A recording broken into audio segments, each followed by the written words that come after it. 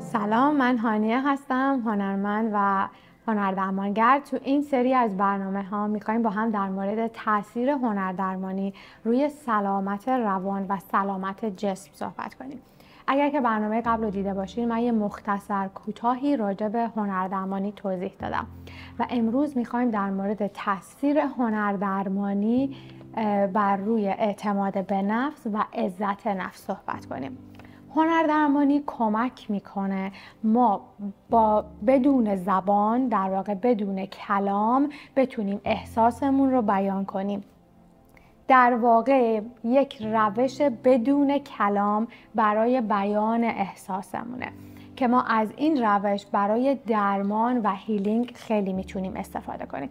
بعضی وقتا ما توی زندگیمون تراماهایی رو میگیریم، دردهایی رو تحمل میکنیم که نمیتونیم راجبش صحبت کنیم. در واقع بیشتر مواقع ما واژه پیدا نمیکنیم برای بیان اون احساسمون و اینجاست که هنر به کمک ما میاد. ما میتونیم از رنگ استفاده کنیم، از براش استفاده کنیم، از لوازم هنر استفاده کنیم و بتونیم این احساسمون رو بیان کنیم. بتونیم خشممون رو با تمام وجود فریاد بزنیم که شاید اینو در مواقع عادی توی اتاق درمان با تراپیستمون هم نتونیم انجام بدیم، برای اینکه عمق درد بسیار زیاده و بعضی وقتها ما به اون عمق درد دسترسی نداریم که بخوایم راجبش صحبت کنیم. ولی وقتی هنر میاد وسط و به ما کمک میکنه که خیلی عمیق‌تر لایه‌های دردمون رو بشکافیم و ببینیمش و برای درمانش کاری انجام بدیم، هنردرمانی در واقع در این مرحله بسیار به ما کمک میکنه. امروز میخوایم راجع به عزت نفس و اعتماد به نفس صحبت کنیم که هنردرمانی چطوری به ما کمک میکنه که بتونیم عزت نفس و اعتماد به نفسمون رو افزایش بدیم. قبل از اینکه راجع بهش صحبت کنم، یک کوتاهی راجع به اینکه اعتماد به نفس و عزت نفس چی هستند و چه تفاوت‌هایی با هم دارند یه توضیحی میدم، چون معمولاً این دوتا با هم اشتباه گرفته میشه. عزت نفس باور من به ارزش‌های وجودیه که دارم، یعنی من باور دارم که ارزشمندم بدون برندهای لباسی که تنم میکنم، بدون ماشینم، بدون خونه‌ای که توی زندگی میکنم، بدون محله‌ای که توی زندگی میکنم. چون معمولا ارزشمندی آدم‌ها به جایی که زندگی میکنن، به خونهشون، به ماشینشون، به در واقع برندهایی که دارنه. ولی من باید ببینم بدون تمام این در واقع برندها چقدر برای خودم ارزشمندم، چقدر باور دارم که من ارزشمندم بدون هیچ چیزی، فقط هویت وجودی خودم.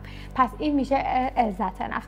اعتماد به نفس کاری که انجام میده اینه که من باور دارم به توانمندی هام، یعنی به کارهایی که میتونم انجام بدم و تو طول زمان یاد گرفتم که اونا رو چطوری انجام بدم.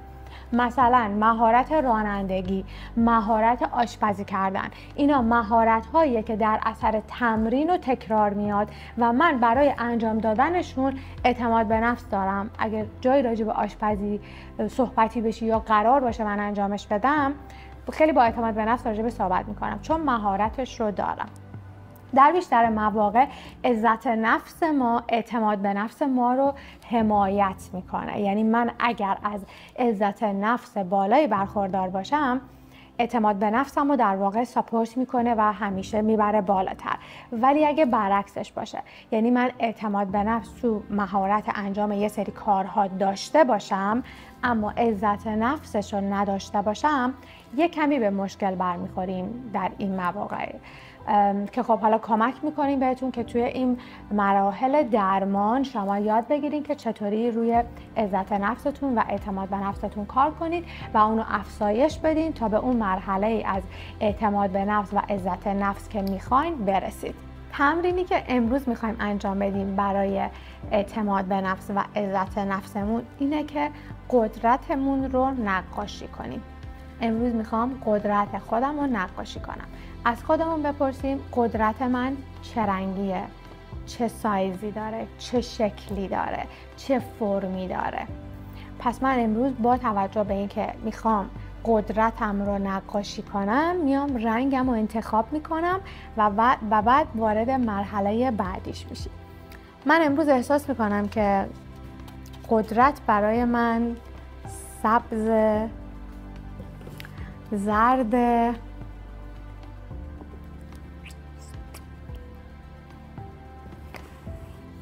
و یه رنگ بژ یا یه صورتی خیلی کم رنگه. امروز احساسم میگه این سه تا رنگ برای من خیلی قدرتمنده. رنگ سبزش خیلی به هم آرامش میده. رنگ زرده یک گرما و انرژی رو میاره توی زندگیم و احساسم و این رنگ در واقع بژ و هلویی یه رنگ مکملی برای کامل کردن اون احساسمه که انتخابش کردم. حالا میتونم با رنگ ببینم احساسم کدوم یکی این رنگا رو انتخاب میکنه. ببینید خیلی از من پرسیدین که چطوری رنگا انتخاب میشه. کاملا بستگی به احساسمون در اون لحظه داره. یعنی احساس من به من میگه که دست من کدوم یکی این رنگا رو انتخاب کنه تو مرحله اول و چه فرمی رو کار کنه. تمام اینا کاملا از ناخودآگاهیمون میاد. ما برای این فرم تصمیم نمیگیریم که چی کارش کنیم. خیلی بدون برنامه ریزی و بدون اینکه بدونم از قبل چی رو میخوام انجام بدم وارد مرحله نقاشی میشم.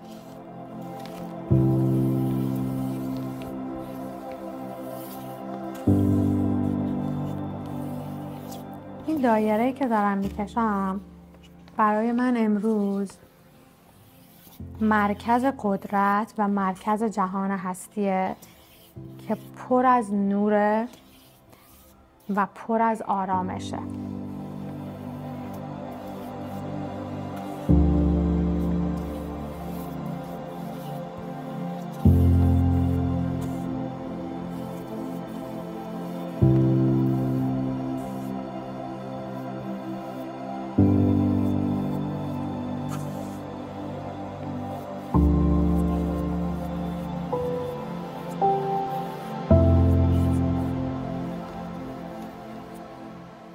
حالا برای اینکه مرکز قدرتم رو در واقع پیدا کنم الان احساس میکنم که مرکز قدرتم سبز و دقیقاً توی مرکز دایرم واقع شده. رنگ سبزم انتخاب میکنم و بدون اینکه بخوام فکر کنم کاملا باهاش بازی میکنم و اون فرمی رو که دلم میخواد رو شکل میدم.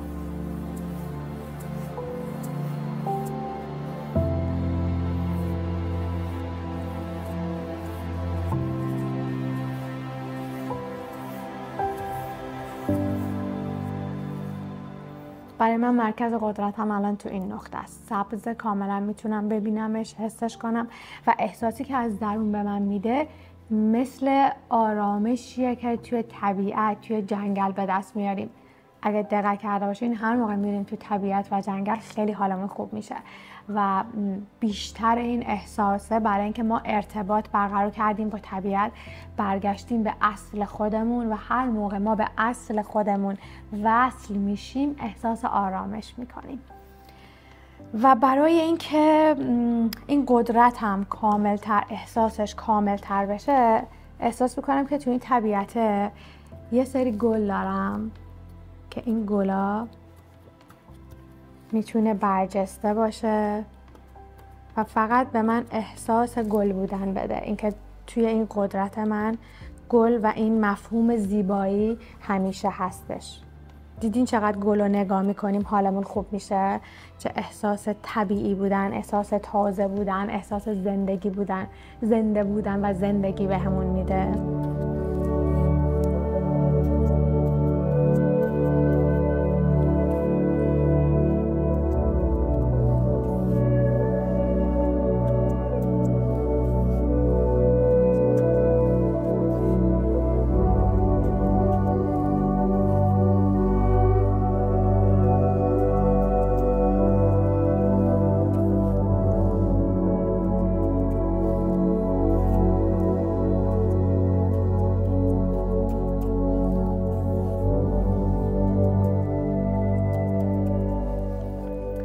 خب این قدرت منه که امروز دارم نقاشیش میکنم و یادمون باشه که هر تمرینی رو که هر روز انجام میدیم، با تمرینی که مثلا همین تمرین رو اگر من فردا انجام بدم، طرحی که کار میشه و اجرا میشه حتما با طرحی که روز قبلش کار کردم فرق میکنه. چرا؟ چون ما احساسمون خیلی قابل تغییره. هر روز با توجه به تجربه زندگی اون روز احساسم، رنگش، فرمش و شکلش تغییر میکنه. این احساس چیزیه که من امروز و در این لحظه دارم تجربهش میکنم. قدرت من در واقع رنگاییه که امروز خلق کردم و دارم نگاش میکنم. بعد از اینکه تمرینمون رو انجام دادیم، چند تا سوال از خودمون میپرسیم. سوال اولی که از خودمون میپرسیم اینه که امضای قدرت من چیه؟ بعد از اینکه این تمرین رو انجام دادم، از خودم میپرسم که این امضای قدرت من چیه و چه شکلیه و توی این تمرین چجوری من تونستم بهش برسم. سوال دومی که از خودم میپرسم اینه که این قدرت چطوری تا امروز به من کمک کرده که من کارا و امور روزمره زندگیمو جلو ببرم. و سوال سوم اینه که این قدرت رو از کجا به دست آوردید؟ چی باعث شده که شما به این قدرت برسید و این قدرت بشه امضای شما؟ اگر که دقت کرده باشین تو مواردی از زندگی ما باید سریع تصمیم بگیریم و این تصمیم گیری از قدرتمون میاد. ما میدونیم که کجا میتونیم تصمیم درست و به موقع رو بگیریم. این قدرت از کجا اومده؟ بهش فکر کنید، جوابش رو بنویسین، اگه دوست داشتین با من به اشتراک بذارین و حتما میتونم کمکتون کنم.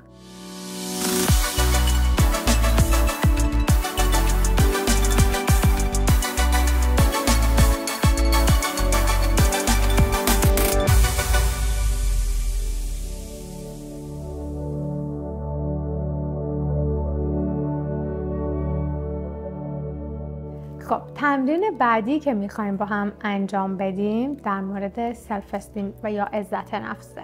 این تمرین به ما کمک میکنه که ما عزت نفس خودمون رو ببینیم و تمرینی که باید انجام بدیم اینه: اسم خودمون رو بنویسیم و یه طرحی رو دور اسممون خلق کنیم. پس اسممون رو می نویسیم و هر شکل و فرمی که دوست داریم دور تا دور اسممون کار می کنیم، یا در واقع هر کاری دوست دارین با اون میتونین انجام بدین. فقط مهم اینه که اسمتون توی مرکز دفتری که دارین کار میکنین یا کاغذی که دارین کار میکنین نوشته بشه. و هدف از این تمرین اینه که شما وجودتون بیاد روی کاغذ و ببینین خودتون، و وقتی اسم خودتون رو کاغذ میبینید یه احساسی بهتون دست میده و اونجا عزت نفس شما و باور شما به ارزشمندی شما معلوم میشه و با توجه به طرحی که شما کنار اسمتون کار میکنید میتونید خودتون در آخر در واقع قضاوت کنید که خب چقدر عزت نفس دارین. حالا پس بذاریم با هم دیگه من این تمرین رو انجام بدم. اولین بار هست که من این تمرین خاص رو دارم انجام میدم. با توجه به اینکه فکر میکنم چه رنگی هستم امروز، رنگم رو انتخاب میکنم. میخوام که آبی بنویسم و آبیش میخوام خیلی روشن باشه. یک کمی سفید بهش اضافه میکنم. اگر شما رنگ در دسترستون نیست میتونید از خودکار، از مداد رنگی، از پاستل یا هر چیز دیگه‌ای که در واقع ماژیک، هر وسیله‌ای که در دسترستون هست میتونید استفاده کنید. من میخوام با یه رنگ آبی روشن اسم خودم رو بنویسم. اسم کاملم هانیه است ولی معمولا هانی صدا میکنن، ولی من دوست دارم امروز اسمم رو خیلی کامل بنویسم. انگار که کامل نوشتنش هویتم رو کامل تر میکنه.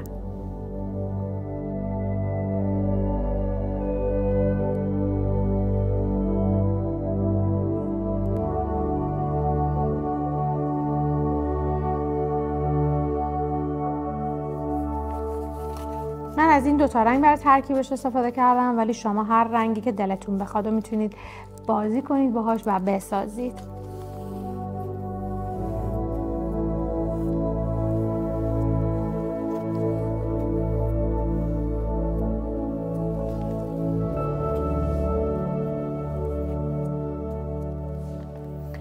خب این اسم کاملمه. حالا دلم میخواد کنارش چی بذارم. دلم میخواد رنگ رو مستقیم دور اسمم کار کنم و بعد یه فضایی رو با قلمو روش بذارم.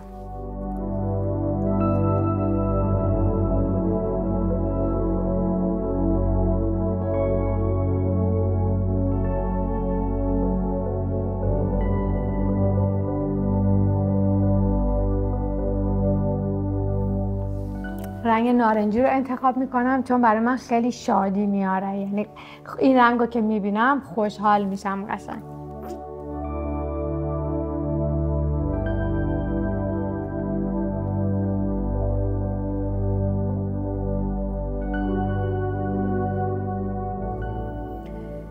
حالا دوست دارم این رنگایی رو که گذاشتم و باهاش یه طرحی بسازم. دوست دارم هر کدوم از این رنگا رو به یک قلب تبدیلش کنم.